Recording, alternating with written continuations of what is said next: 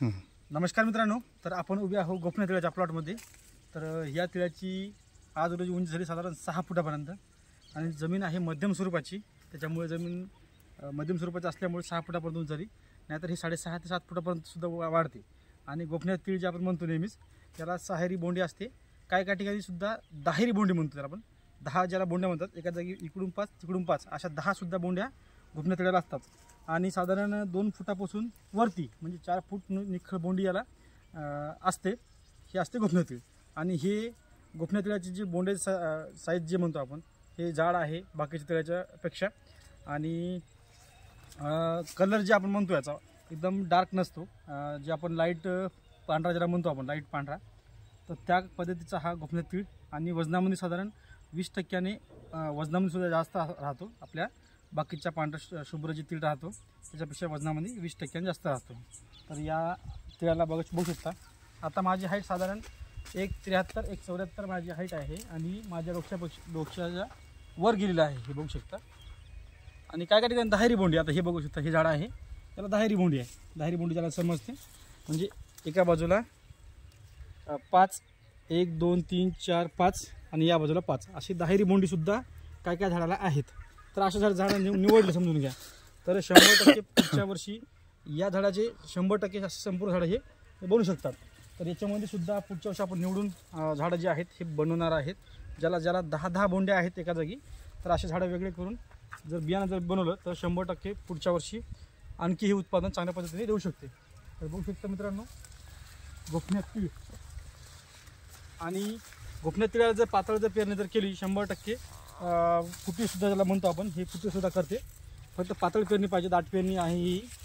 तर याचे बुडाची साईज सुद्धा चांगल्या स्वरूपाची असते, साधारण आपण ज्याला साईज म्हणतो अंगठ्यापेक्षा मोठी आहे। बघू सुद्धा अंगठ्यापेक्षा बुड मोठा आहे, कापायला थोडंसं आवड देणार आहे हे, परंतु उत्पादनामध्ये 100% तुम्हाला उत्पादन चांगल्या पद्धतीने देणार आहे। यावर्षी बरेच शेतकऱ्यांना हे बियाणं मिळालं नाही, कारण की कसं असते, बियाणं जे आपण जेव्हा इतरांना विकतो तेव्हा बियाणाची क्वालिटी वगैरे चांगली असते। त्याचबरोबर कंपनीवाले सुद्धा असं जर बियाणं त्याने बघितलं तर कंपनीवाले अगोदर याची बुकिंग वगैरे करतात, त्याच्यामुळे शेतकऱ्यांना बियाणंही मिळत नाही।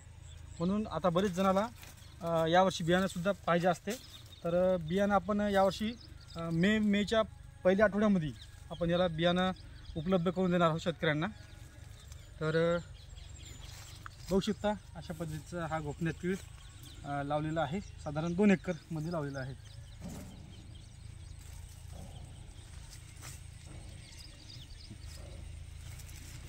दाखव इकडे दाखव, समोर दाखव। ज्या ठिकाणी पातळ पेरणी आहे अशा ठिकाणी फुटव्याची संख्या सुद्धा जास्त राहते।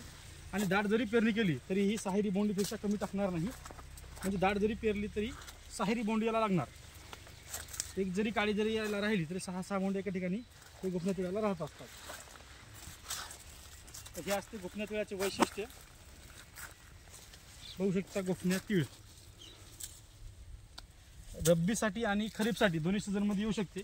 बाकीचे जे तीळ राहतात एकदम पांढरे शुभ्र राहतात, ते फक्त उन्हाळ्यासाठी लोक वापरतात।